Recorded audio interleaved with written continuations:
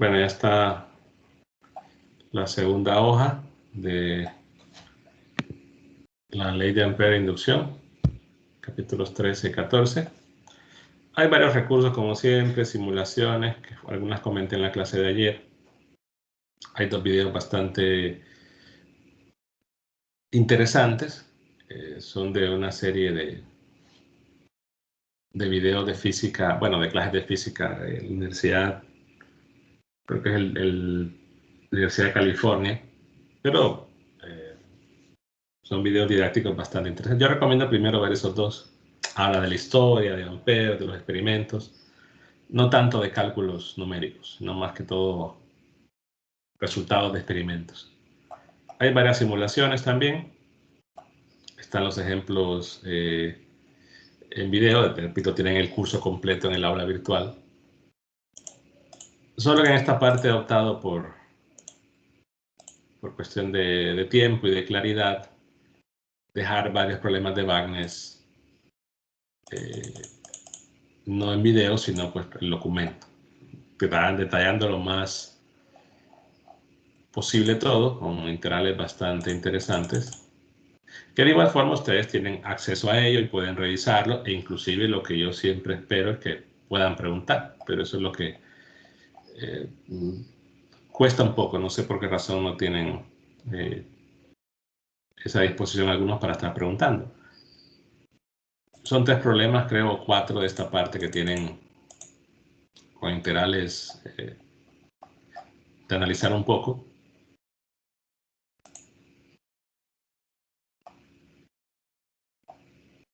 Creo que tienen otro documento de... Ah, sí, fue un problema que quedó pendiente de un video y que la integral quedó pues en un punto de que simplemente no se podía hacer. Eso puede ocurrir ahora, quizás porque en ese ejemplo que puse a agregarle condiciones demasiado fuertes, entonces no me percaté de que nos llevaría a una integral que no existía. Pero claro, eso en un examen no se le ocurre. Bueno, no ocurre. Se verifica todo que se pueda hacer. Y aparte de eso tienen una guía de problemas, que no la he actualizado, pero lo voy a hacer. Y solo comento una cosa, en todos estos problemas que aparecen en tramos así, son infinitos. O sea, si no menciona dimensión en cada una de esas rectas, se considera que es una línea infinita. Es decir, en el inciso A, en el D, en el E, C, y en todos los que aparezcan líneas ahí, se considera, repito, que son infinitas.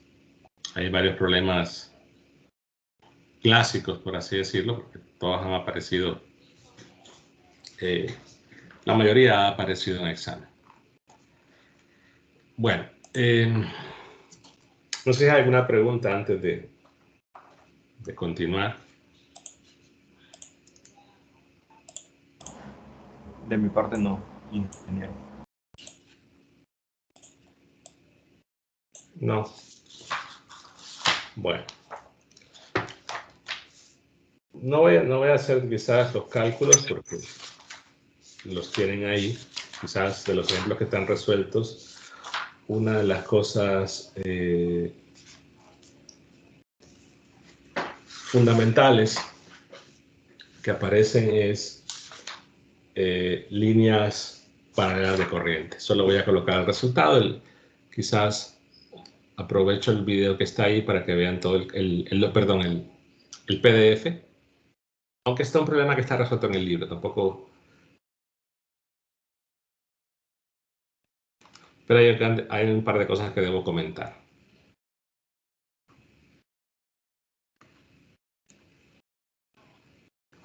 Cuando hablamos de una línea infinita,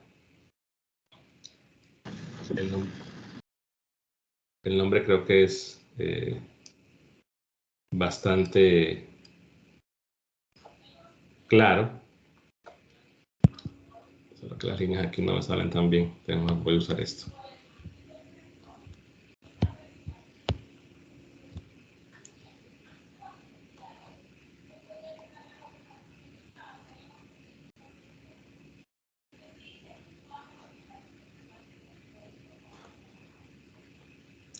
Entonces la idea es que tenemos en un circuito, por ejemplo, tiene una corriente I1, en otro circuito que tiene una corriente I2 y que están separados una distancia, puedo llamarle D, pero que son paralelas. O al menos están paralelas en el sentido de que están contenidas en un mismo plano. ¿Alguien puede plantear la interrogante y decir, perdón, alguien preguntó, no. Alguien puede plantear la interrogante y decir, bueno, ¿será que una línea infinita conforma un circuito o un camino cerrado? Es una situación bastante ambigua, en el sentido que, lo comentaba ayer, ¿no? A veces se da una situación de un circuito que no forma o visualmente no se ve un camino cerrado, porque quizás la parte de interés es únicamente esa, o porque se considera que los retornos, donde está la batería o todo lo demás, están relativamente lejos o no se toman en cuenta. Entonces normalmente en estos problemas es considerar de que hay un retorno en el infinito en cada uno, ¿no? Para que tengamos un camino cerrado, pero esa parte de retorno en el infinito, al estar justamente a una distancia muy lejana, pues pierde importancia. Entonces no hay ningún problema, solo entender esa parte, ¿no? De que el camino cerrado se da, aunque no estemos viendo, por así decirlo, el retorno. Entonces el punto importante acá es que lo que tenemos son, para el primer caso, son corrientes paralelas.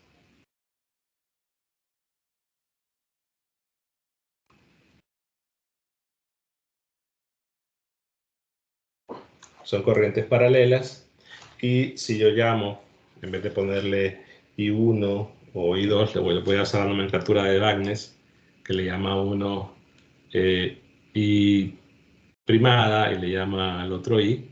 Y lo que queremos calcular es la fuerza que hace el circuito primado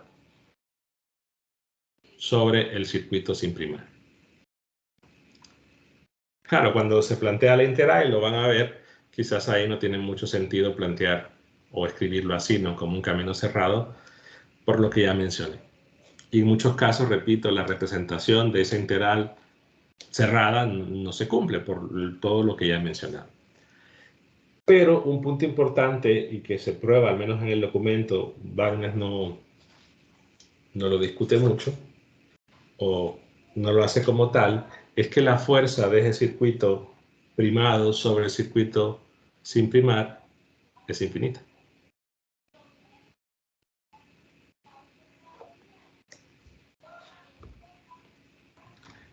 Y si los hacemos antiparalelas, perdón, la fuerza también va a ser infinita. ¿Qué quiere decir esto? Bueno, que planteamos la integral, es una integral con dos límites infinitos, y es la integral que aparece en la ecuación 1311 de Wagner.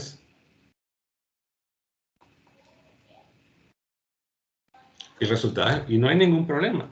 Es decir, en este caso hay mucho sentido, porque en la mayoría de problemas donde tengo una dimensión infinita puede ocurrir esto. Entonces, ¿qué se plantea para poder obtener una mayor información?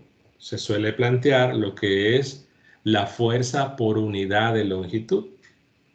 Entonces, en esa integral que aparecen de repente dos límites, ¿no? Los límites del circuito C y del circuito primado, digamos que estos son los del circuito C y estos son los del circuito C primado.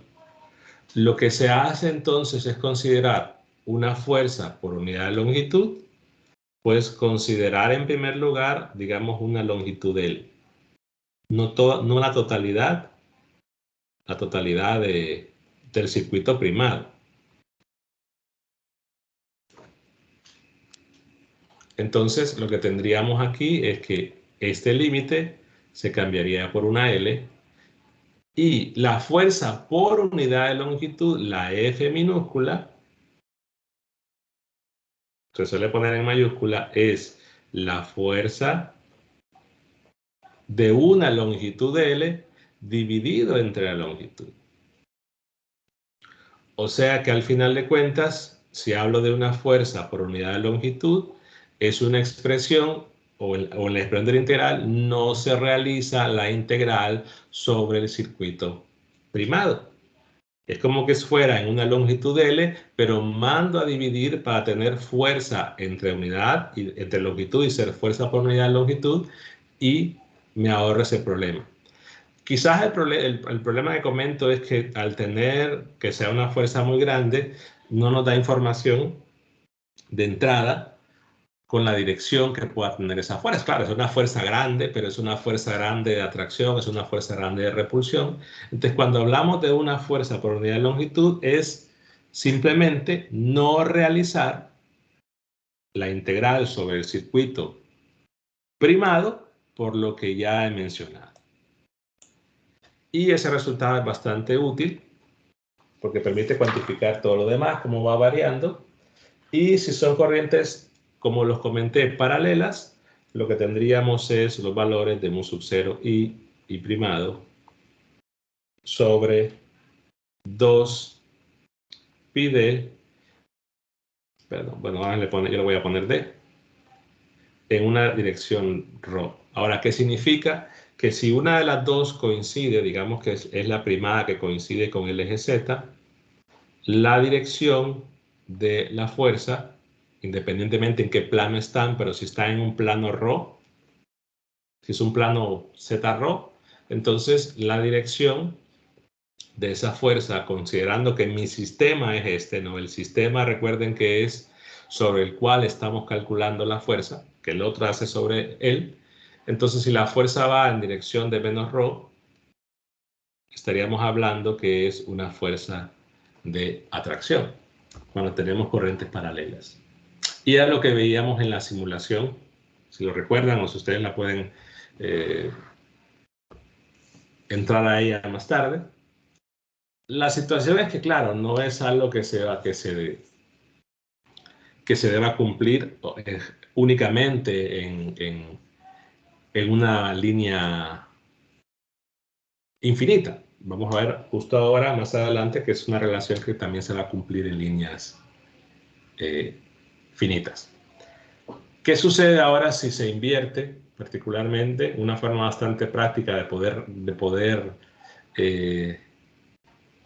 obtener resultados a partir de invertir alguna condición. Por ejemplo, si ahora digo que las corrientes son antiparalelas, puedo considerar que tanto la I primada o la I, su dirección es contraria, y es evidente por lo que mencionaba ayer que al cambiar una dirección, cambia un signo en el elemento de corriente, y particularmente ese signo lo puedo sacar y el resultado de toda la integral cambiaría de signo.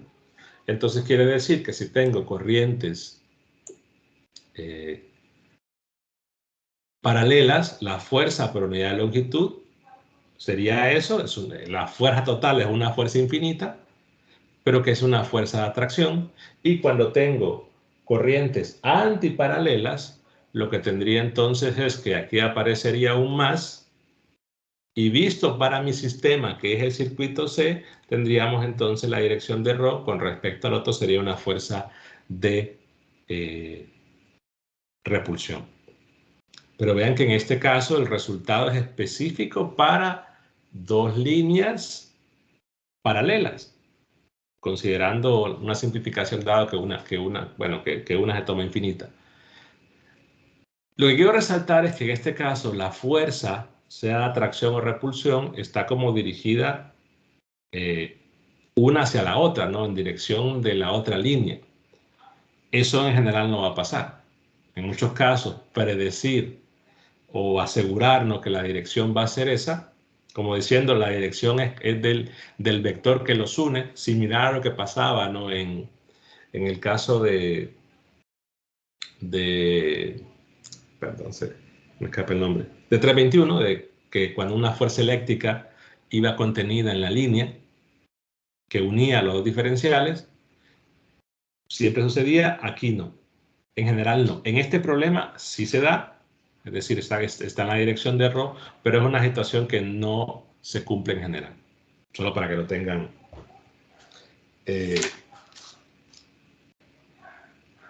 presente.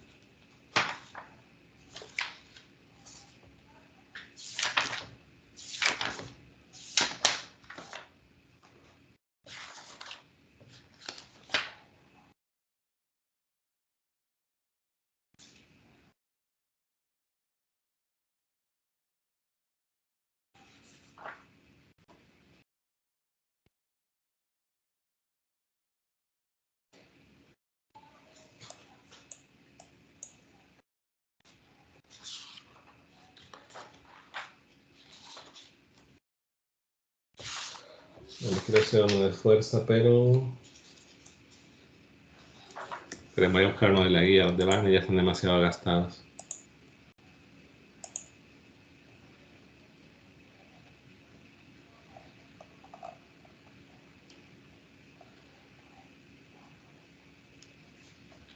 Pero voy a ver un resultado más antes para simplificar un poco las cosas.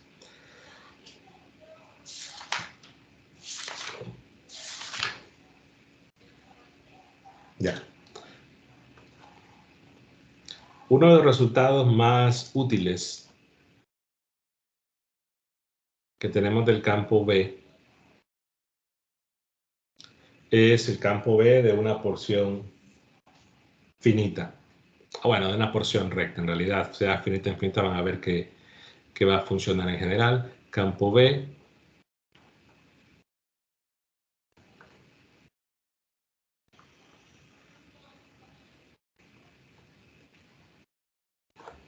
creo que la palabra, lo de recto es bastante claro. Bueno, primero, partimos de que hay un circuito, considero una longitud L.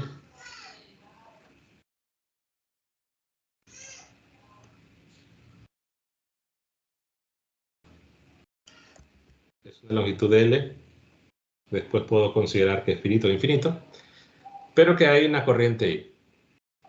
Alguien puede decir, bueno, lo mismo, no es un camino cerrado, pero la situación es la misma. Nos consideramos que esa es la porción de interés para medir, en este caso, un campo, no tanto una fuerza. Y queremos particularmente el campo B en un punto cualquiera.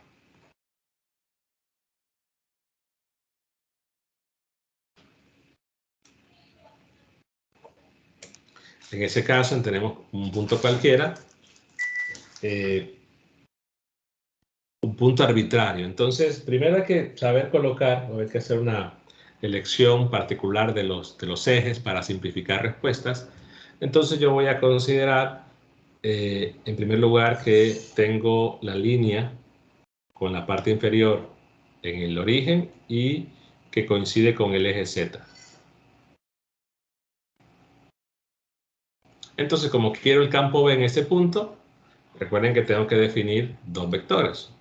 Uno, el vector de campo, y otro el vector de fuente. En este caso, como quiero el campo ahí, ese sería el vector de campo, y tengo que tomar un elemento de corriente. El elemento de corriente, en este caso, lleva... No sé si alguien va a preguntar. ¿No? El elemento de corriente lleva... No, pues voy a silenciar.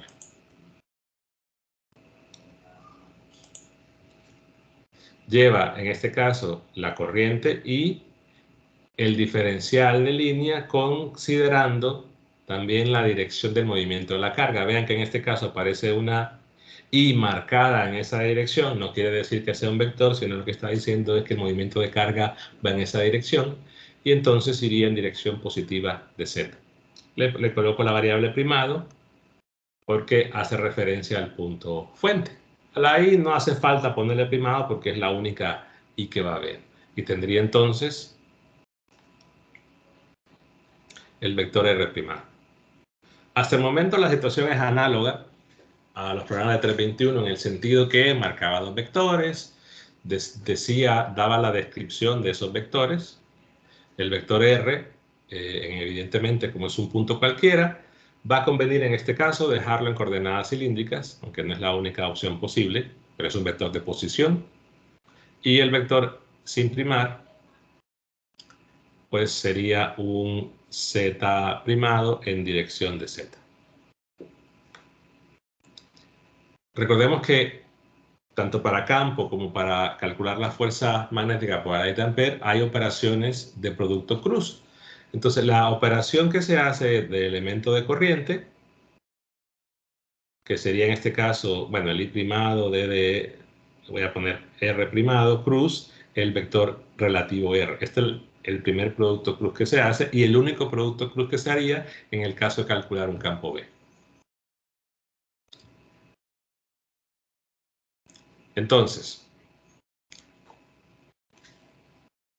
ese vector R, recordemos que el vector R es el vector relativo que va del punto fuente al punto de campo.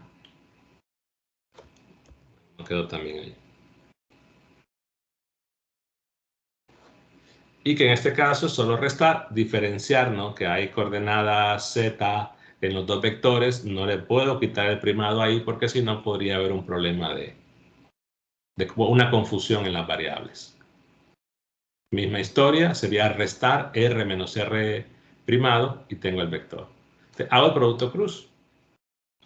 En el producto cruz tendría el elemento de corriente, que es la corriente I, el diferencial de z primado en z cruz. Aquí la cruz, quizás algunos pueden optar por dibujarla diferente, poner de repente el gancho así. Yo lo suelo hacer un poco más larga para diferenciar con el vector.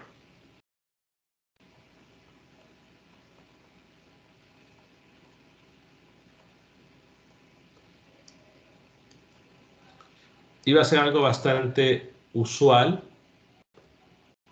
estar realizando productos cruz en sistemas diferentes. Entonces, algo que yo suelo comentar, o bueno, se comentan, algunos lo comentan en 321, es que una forma de poder hacer o de recordar los resultados de los productos cruz es seguir lo que se conoce como el triángulo de Hamilton, en el sentido de que si hago una multiplicación de dos vectores, por ejemplo, ρ cruz phi, el resultado sería z, y si se sigue el orden que tengo marcado en ese círculo, la trayectoria, por ejemplo, horaria, se coloca positivo. Si yo, por ejemplo, hago z cruz phi, y como el sentido que estoy tomando es contrario, entonces el resultado sería negativo. En ese sentido, si yo digo z cruz ρ unitario, pues sería, puedo poner así, phi. Y z cruz z, pues eso sería z. Entonces, el resultado del producto cruz solo va a tener un elemento. Entonces ahora puedo cambiar el campo y puedo decir, bueno, el campo en un punto cualquiera se representa así, coloco el R para decir que es un punto cualquiera, es igual, recuerden que está la constante primero, el mu sub 0 sobre el 4pi, es una integral en este caso sobre el circuito primado, que es el único que hay, del resultado del producto cruz, que puedo colocarlo la I, el ρ, el d de z primado, el phi unitario, que es el resultado del producto cruz, entre el vector r, la magnitud al cubo. Entonces sería ρ cuadrado más z menos z primado al cuadrado elevado a la 3 medios. O sea, que vean que el tipo de expresiones que suelen aparecer son bastante similares, y la integral, como es con respecto al circuito primado, pues sería de 0 a L.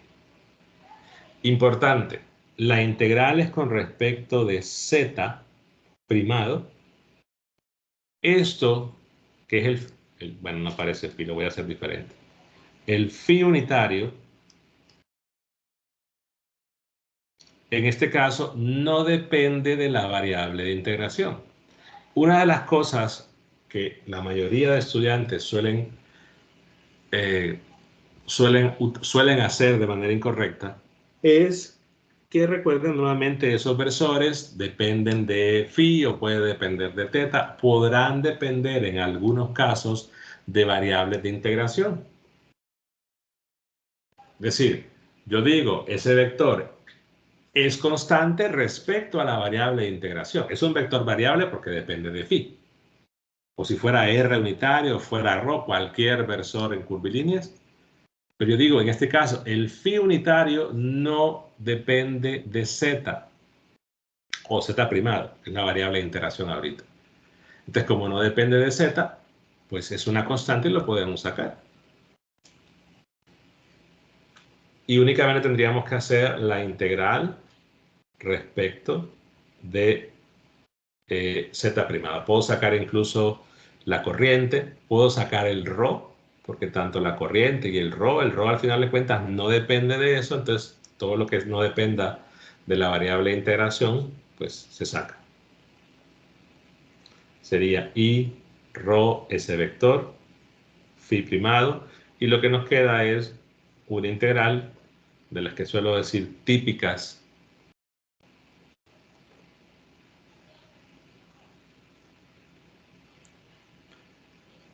que la mayoría debe recordar para el día del examen. Y de tanto que aparecen es que yo suelo decir es imposible que se olvide. Por ejemplo, yo suelo colocar la variable u, en este caso diferencial de u. Voy a colocar, en vez de colocar z y ρ, voy a colocar u y voy a colocar b.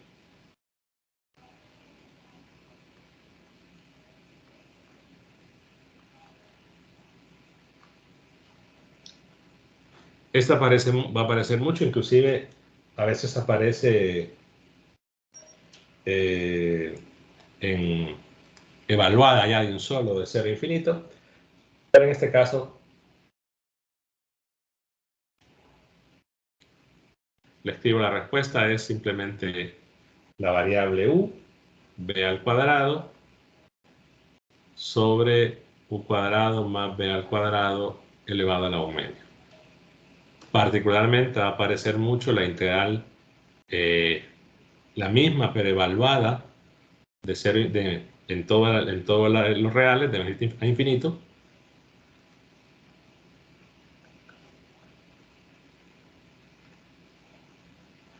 Y esto es simplemente 2 sobre el cuadrado. Pero bueno, esta es la evaluada. En este caso no. Entonces aquí hay que hacer un par de cosas. Primero, que la variable u no es exactamente la que aparece acá, que hay que hacer un cambio de variable.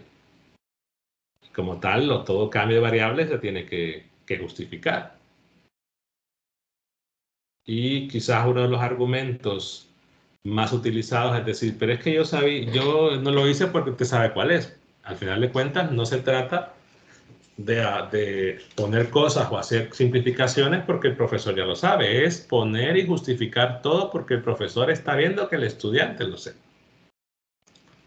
Entonces se hace un cambio de variable para adecuarlo a esa expresión. El diferencial es, en este caso, menos d de z primado, entonces hay un cambio de signo y inclusive va a haber un cambio en los límites, porque si hacemos un cambio de variable, pues tienen que cambiar los límites. Yo creo que eso es algo que tienen que recordar. Es decir, si se va a cambiar la variable y después van a regresar a los mismos límites, ¿para qué cambiaron la variable? Es como hacer doble trabajo. Es mi opinión en realidad, pero repito, doble trabajo. Entonces, si yo hago el cambio y digo, ok, la variable z primada está entre 0 y L, entonces la variable u solo cambia, ¿no? Primero, si z primado vale 0, entonces vale z, y si z primado vale L, entonces sería z menos L.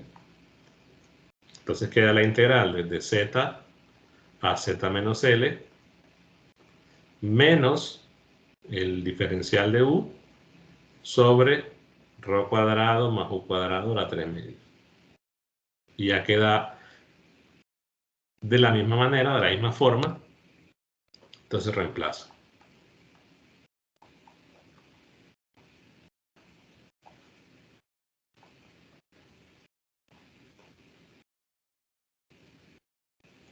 ¿Se escucha bien? Me tiró una advertencia de calidad de sonido.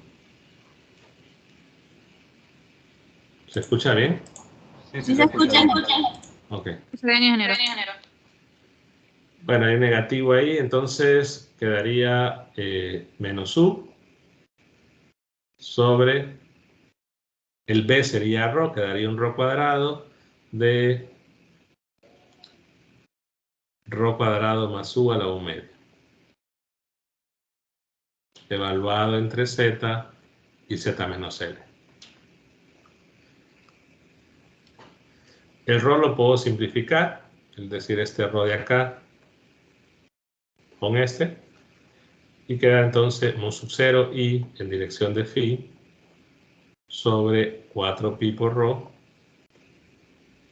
y al colocar el negativo lo voy a cambiar en la evaluación, entonces quedaría z al evaluar sobre rho cuadrado más z cuadrado menos z menos L sobre rho cuadrado más z menos L al cuadrado. Ya el negativo lo puse para cambiar el orden en que va. Y está. Tenemos el campo de inducción o el campo B de una línea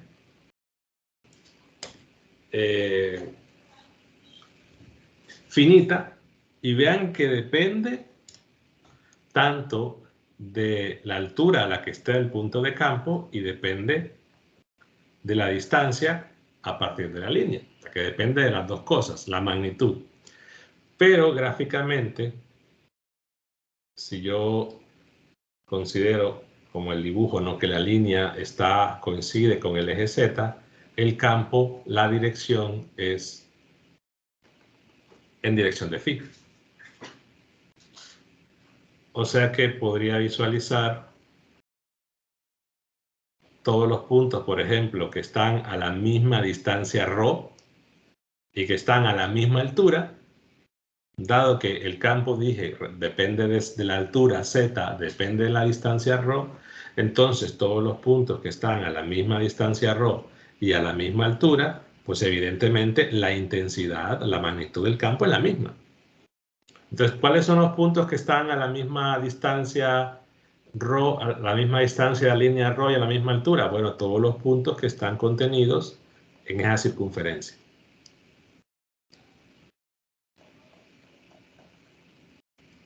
Y si grafico el campo, pues tendré que el campo va en dirección de phi. O sea que si tengo un círculo, el campo sería tangente a ese círculo. Y la intensidad es la misma.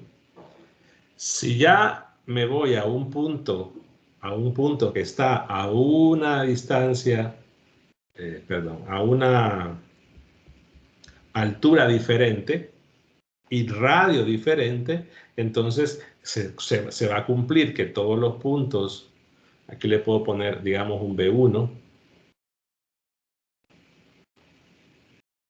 que todos los puntos, el campo va a tener la misma magnitud, evidentemente la dirección va a cambiar, pero que aquí el campo va a ser de una magnitud diferente, porque cambia la distancia ρ y cambia la altura. Es más, puedo tener puntos que están, o sea, puedo tener dos círculos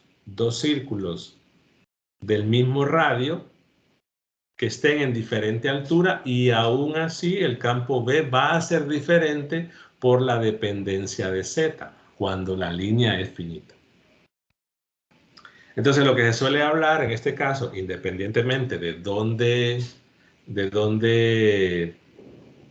dibujo el campo, que si tengo una línea y que tiene cierta dirección, el movimiento de la carga, entonces se representan esas trayectorias circulares para decir que todos los puntos que están sobre esa trayectoria circular, la magnitud del campo es la misma, porque la altura y el ρ son iguales, y el campo pues va tangente en dirección de phi, pero este phi es asociado, ¿no?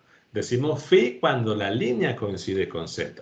Ahora, si este fuera, por ejemplo, el eje X o el eje Y o el eje cualquiera, ya decir phi ya no tendría mucho sentido, porque no sería la dirección phi, sería en todo caso dirección tangente a ese círculo, que podría ser una componente diferente. Pero en muchos casos se suele hablar de la regla de la mano derecha, en el sentido que se coloca bueno, el dibujo creo que cuando estamos en clases es mejor, porque pongo, digamos que esa es la mano.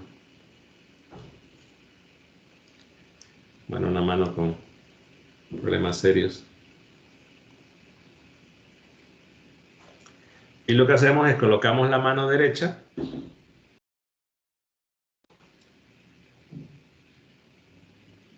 el pulgar tendría que ir en la dirección del movimiento de la carga y la forma en que la mano se enrolla nos daría la dirección del campo en esa trayectoria circular. Entonces, claro, si yo lo visualizo que la corriente por el elemento de carga es así, entonces el campo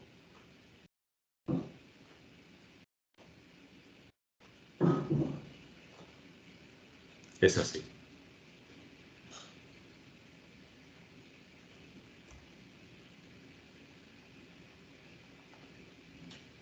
Pero que en otro punto que esté a diferente altura o diferente separación, a diferente longitud, aunque esté en el mismo radio,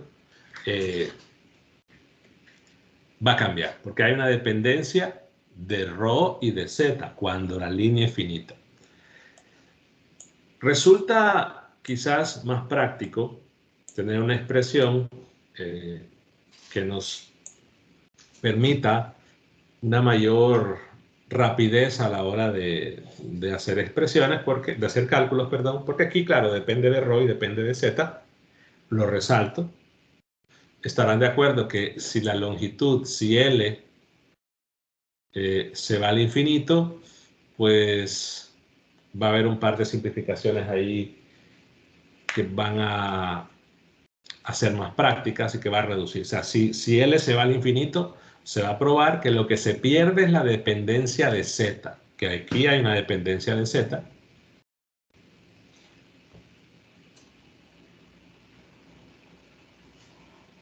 Y ya solo tendríamos una dependencia, no al infinito, sino cuando la línea, porque recuerden que aquí la he dibujado desde cero.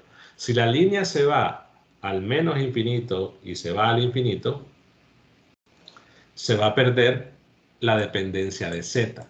O sea que en realidad, independientemente a qué altura estemos, con tal esté a la misma distancia de la línea, el campo va a ser igual.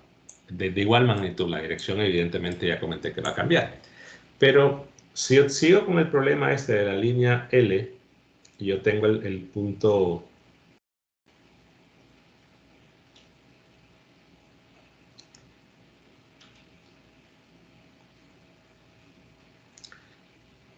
de campo, entonces la distancia ρ, recuerden que ρ es una distancia medida perpendicular al eje Z, en este caso perpendicular a la línea, porque la línea coincide con el eje Z. Y que tengo aquí, digamos, una altura, esta altura es Z, y que toda la distancia era L, por lo tanto aquí es L menos Z. Puedo hacer un pequeño arreglo aquí, en vez de colocar Z menos L, puedo colocar L menos Z y colocarle aquí un más. Ahora, ¿en qué ayuda eso? Bueno, Primero, si yo visualizo un pequeño triángulo, rectángulo, vean que aquí tendría una distancia, la diagonal sería la raíz de ρ cuadrado más z cuadrado, y que z sería esta de acá.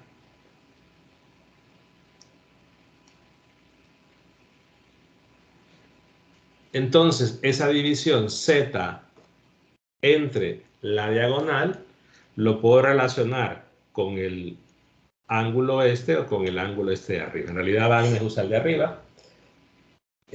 Da igual si yo llamo, por ejemplo, a este beta 1, pues estarán de acuerdo que la primera división, z sobre ρ cuadrado más z cuadrado, es el coseno de beta 1. O sería el seno de alfa 1, cualquiera de los dos. Si el seno de alfa 1, que sería este ángulo, es igual a la coseno de beta 1. Yo me quedo con los cosenos. Y la segunda, por una razón semejante, sería el coseno de beta 2 o el seno de alfa 2. O sea que ese campo B, para una porción L de un circuito recto, se reduce considerablemente al dejarlo en términos de los ángulos. Entonces, en muchos casos es más práctico trabajar con ángulos que son más fáciles de medir que trabajar con las distancias. Ahora, no hay que olvidar que hay una dependencia de las distancias. Es decir, depende de z, depende de ρ, eso no hay que olvidarlo. Pero quizás en la expresión, como solo la ρ aparece aquí, pero recuerden que la ρ y la z ambas están ahí, pero que en muchos casos va a resultar más fácil medir esos ángulos. Por ejemplo, si vamos al caso de la línea infinita, es decir, aquí se va al infinito y al menos infinito. Sucede entonces que si yo tenía la porción L y yo considero ese punto en cualquier lugar del espacio, pero si la línea se hace infinita, es decir que este extremo va a ir creciendo y de igual forma este, entonces los ángulos se van reduciendo. Es decir que si la porción de la línea es infinita, los ángulos que he llamado beta, al final de cuentas, van a tender a cero ambos. O sea, los ángulos, recuerden que se miden con los extremos inferiores o superior de la recta respecto al punto donde estamos calculando el campo, que es el punto de campo. Entonces, si la longitud se va al infinito, ese ángulo se va a reducir, los dos. Al final de cuentas, la longitud se va haciendo más grande y los resultados, o lo podemos visualizar, que el resultado se va a simplificar únicamente diciendo, perdón, aquí puse infinito, que los dos ángulos se van a cero. Entonces, si los dos ángulos se van a cero, el campo de la línea infinita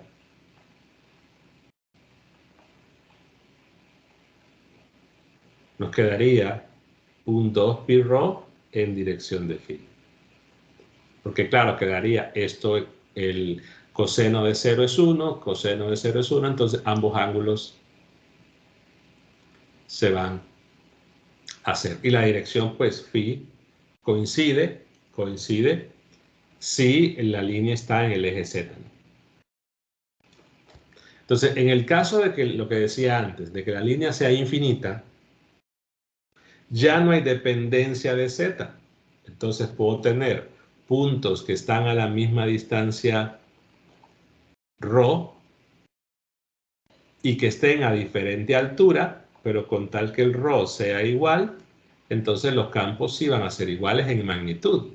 Si la línea es finita, eso no ocurría. Al variar la altura Z y al variar, aunque tuviéramos el mismo ρ, el campo era diferente. Pero en el caso de que sea infinita, eso no importa. Por ejemplo, ¿cómo podemos aprovechar este resultado? Las geometrías que se suelen dar son bastante útiles en el sentido, bueno, si yo veo que tengo un circuito recto, entonces sale mejor trabajar con ese resultado.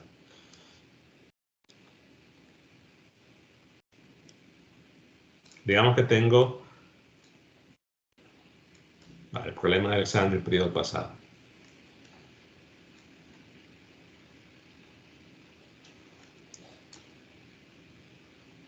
No recuerdo cómo, bueno, creo que era así. Y teníamos,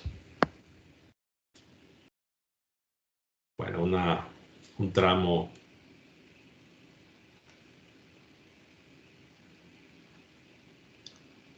semi-infinito, porque solo hay un extremo fijo y el otro extremo se va al infinito. Aunque algunos le llaman infinito a eso, solo se extiende, digamos, de forma infinita en un sentido, en el otro no. Y tengo hay un ángulo fijo, digamos, beta. Beta no, porque beta que uso antes.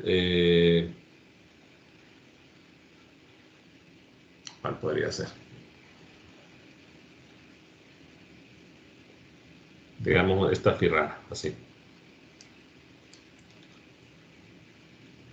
O gamma, para que no sea lo mismo de antes. Y me piden, por ejemplo, el campo en un punto en el eje X. Claro, podríamos plantear toda la expresión integral, dibujo el vector de campo, el vector de fuente, los vectores, todo lo demás integro. La integral tendría que ser en una variable X o en una variable Y o en una variable que vaya a lo largo de la línea. Y el resultado se puede obtener similar al problema 13.3. O sea, en el 13.3 se trabaja un problema donde tenemos una línea con cierta inclinación, pero si es un tramo recto, podemos usar ese resultado, solo que hay que adaptarlo. Evidentemente, si cambia la ubicación, ya no es en el eje Z, pues ya digamos que la expresión no va a ser phi en la dirección, o que las variables ya no van a ser iguales, pero en todo caso, veamos la expresión otra vez. ¿Y qué era cada cosa? Rho era en general la distancia del punto donde queremos calcular el campo a la línea. Y era una distancia perpendicular, porque esa es la distancia ρ, ¿no? Si es el eje Z, es perpendicular en este caso, a la línea. Y los ángulos, pues son los ángulos medidos con Wagner usa senos y usa los ángulos estos de acá. Yo uso mejor cosenos y uso el de acá. Es algo relativo. Pero son los ángulos medidos por los extremos de la línea y los vectores que van de los extremos al punto donde queremos el campo.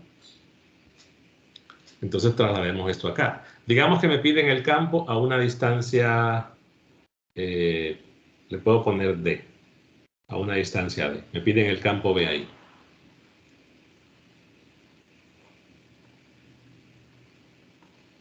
Entonces, ¿qué hago? La distancia ρ tendría que ser, el equivalente aquí es una distancia perpendicular.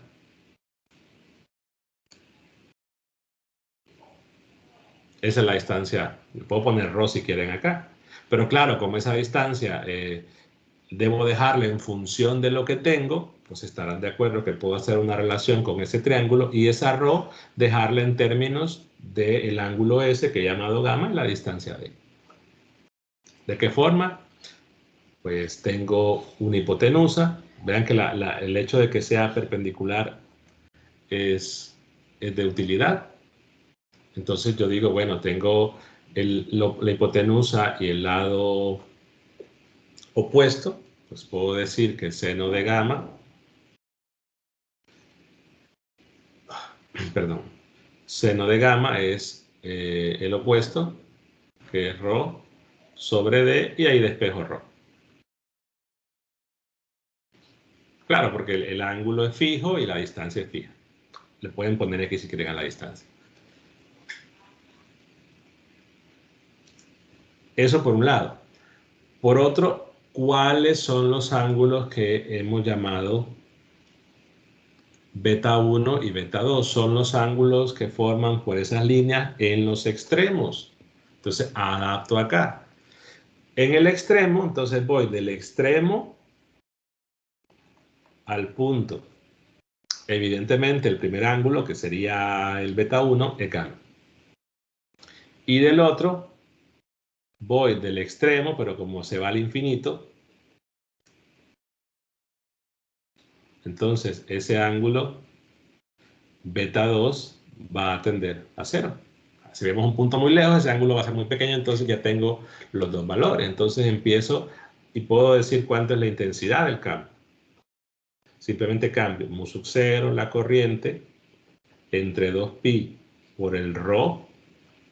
En este caso lo voy dejando en variables que me da el problema, por los ángulos, ¿no? El coseno del beta 1, que es gamma, más el coseno de 0, que eso es 1. Y tengo la intensidad, la magnitud.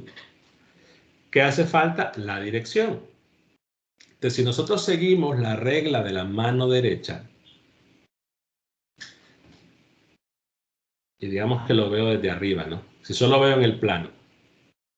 Entonces, si yo sigo con el dedo pulgar en la mano derecha hacia arriba, de este lado, y yo cierro la mano derecha, lo que voy a ver es que los dedos están entrando a la pantalla, ¿cierto? Entonces, si están entrando, si el campo está entrando a un plano, se suele representar así. ¿Sí? Ponen el pulgar sobre la línea, cierran la mano en el lado derecho, cuando enrollan los dedos van a entrar. Entonces el campo B está entrando. En la izquierda, si hacen la vuelta completa de la mano derecha, en el lado izquierdo, para esta configuración, el campo está saliendo, entonces se pone en un punto.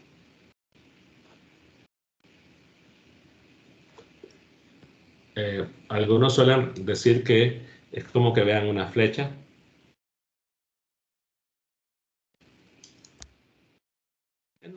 Al final de cuentas, quién la inventó no sé, pero que cuando la flecha está entrando, lo que se mira es esto, que sería la cruz, y cuando la flecha está saliendo de la página, lo que se mira es la punta. Entonces, si yo sigo la regla de la mano derecha, en ese punto, lo que tendría que hacer es tratar de colocar la mano derecha y ponerla, pero en ese punto, por la configuración, el campo estaría entrando, ¿cierto?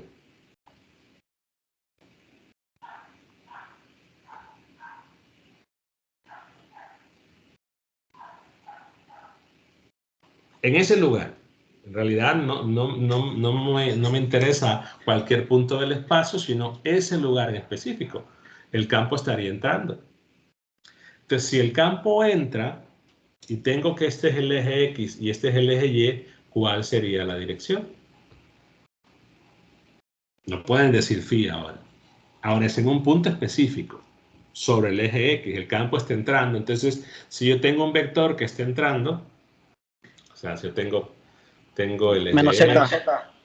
Ok, exacto, menos C. Tengo el eje X, tengo el eje Y, la línea iba así. Entonces, en este punto,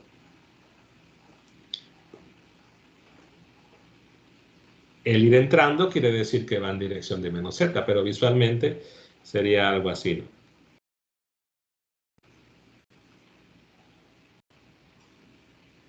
Entonces ahí el campo va entrando. Entonces ya sería menos Z. Entonces ya simplemente digo, ok, coloco la dirección y le coloco el signo. Y me ahorro la integral, que en este caso, por una configuración que forma una inclinación, el cálculo no sale tan rápido. Ustedes pueden probarlo, hacerlo por la definición, les queda de tarea. Yo no lo recomiendo. Porque ya se van a dar cuenta con la integral. Por ejemplo, si fuese que me lo piden en el eje Y ahora, queda a ustedes terminarlo. Y digamos que está a una distancia, le puedo poner Y, hay una distancia Y y quiero el campo ahí. Por la misma línea. Entonces, la historia es igual. Empiezo a cambiar y digo, la distancia ρ es una distancia perpendicular. Entonces, esta sería ρ. Claro, la ρ la puedo expresar en función de Y y en función de este ángulo que sería 90 menos, yo le he llamado gamma. Entonces puedo hacer un pequeño triángulo ahí y el ρ lo dejo en función de las variables que me da el problema. Y empiezo ahora con los ángulos. Un ángulo, el que he llamado beta 1, pues voy del extremo al punto donde me están pidiendo el campo. Este sería beta 1. Y voy del extremo a donde me están pidiendo el campo. Pero claro, como esto se va al infinito, entonces el otro ángulo, lo mismo, tiende a ser. Y la situación va a ser muy similar. Sí, y esto les queda a ustedes ya que lo hagan para mañana. Si tienen, por ejemplo, la misma línea, ¿no? Que está a un ángulo que le he llamado gamma, y si se los piden en un punto en el eje Z, a una distancia Z, calculen entonces ustedes, siguiendo la misma idea, el campo ahí.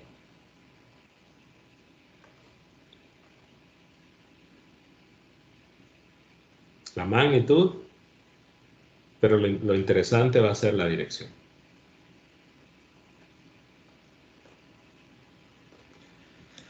Bueno, ¿alguna pregunta hasta el momento?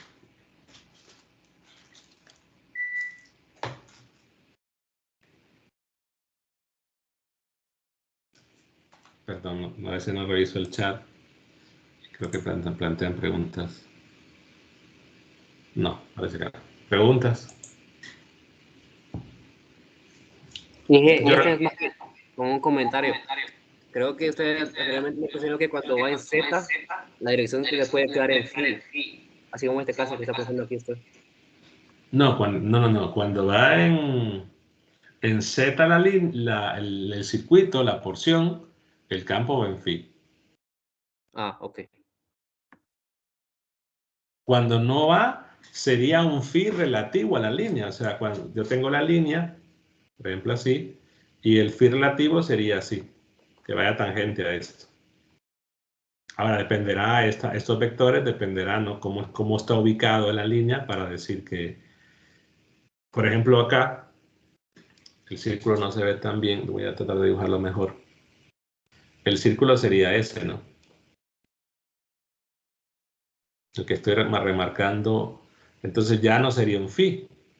En el eje, por ejemplo, justo en el eje, sería un menos z. O sea que es una expresión que quizás ayuda mejor visualizarlo con la regla de la mano derecha, pero que no siempre va a ser phi. Es un phi relativo a la ubicación de la línea. ¿Preguntas?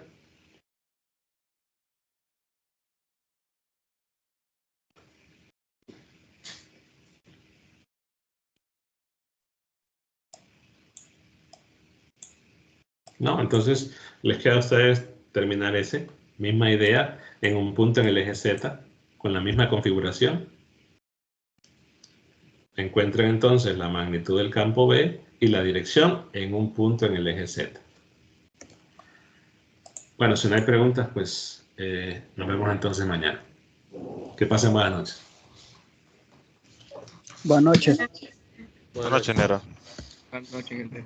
Buenas noches. Buenas noches, ingeniero. Buenas noches.